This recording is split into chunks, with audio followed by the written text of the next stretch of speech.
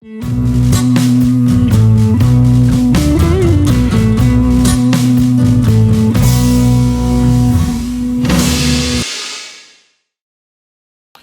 everybody, it's Tim Wolf, and today's subject is an article that was in the Sweetwater.com, which is my favorite online guitar store, and it was an article, five pedals that change guitar forever.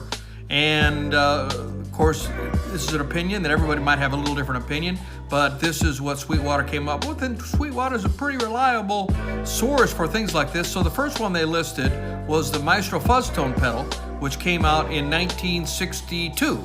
And before that, a guitarist's only way to get a type of a fuzz sound, which was on records and was being developed, but was to do it by destroying something that was not working properly. Whether it was a ripped speaker, a broken preamp, a faulty transformer, or maybe even a custom-made circuit that was made to sound in the studio. It was maybe back in the day, back when the Beatles recorded, they had the people who worked wore lab coats, and they had to be good with the soldering iron, and so that was how it was back in the early 60s. So the fuzz tone pedal actually allowed you to reproduce that as a guitar player, so it was pretty revolutionary. And the Crybaby Wah, which came out with Thomas Organ in 1966, and it's really a resonant bandpass filter, and a lot of people use it. I mean, Hendrix used it. It was used on all of the Shaft, blaxploitation. It was used there. It was used in a lot of funk, R&B, and the sound that Mark Knopfler got on the Money for Nothing, I believe, based on what I read, it was a wah pedal that was cocked at a certain position, and he literally gave that sound. It wasn't changed, it was in a very specific position, and he had it fixed, put a piece of wood or something, so that he could use that when he reproduced it live. That's based on what I've read. So that was a wah-wah pedal being used in a somewhat unique way, but that was pretty revolutionary. And then just Boss pedals, compact Boss pedals. They came out, and I mean, I've had Boss pedals, and they're utilitarian, and they never break down, so it seems. I mean, they're built like a tank. They came out in 1976. I believe they're made by Roland, which is a Japanese company. Roland's a great company. Does a lot of great musical equipment. And Boss pedals are just, I mean, they're the standard. I mean, they're not boutique, but you'll see a lot of pros with some Boss pedals on their pedal rack. So they're good quality stuff.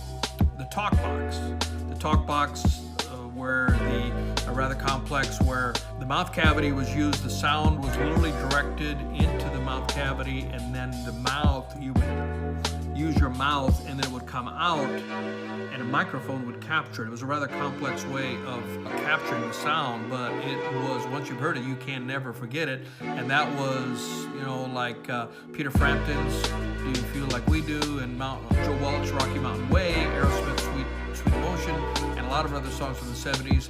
And you'll see it from time to time. I've even seen keyboardists using it. It's probably slightly different technology, but it's really cool, and I still see it sometimes. And then finally, the Ibanez Tube Screamer.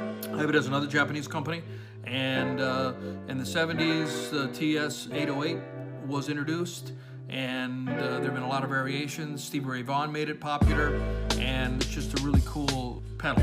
So according to Sweetwater, those are the 5 pedals that change a guitar forever.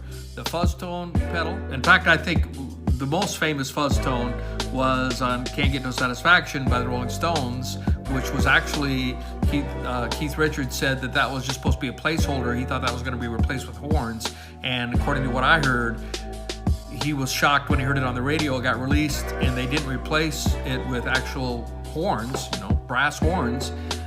They left his guitar part in there, and now it's iconic. And when I saw the Stones, that was their finale. After they do the encore, and they come back and they close the show with fireworks and everything, Satisfaction. So fuzz was a pretty important part of that. So fuzz and wah pedal, Boss pedals, more of a company, the talk box, and then the Ibanez Tube Screamer. So that's what today's subject is, and have a great day. We'll see you next time.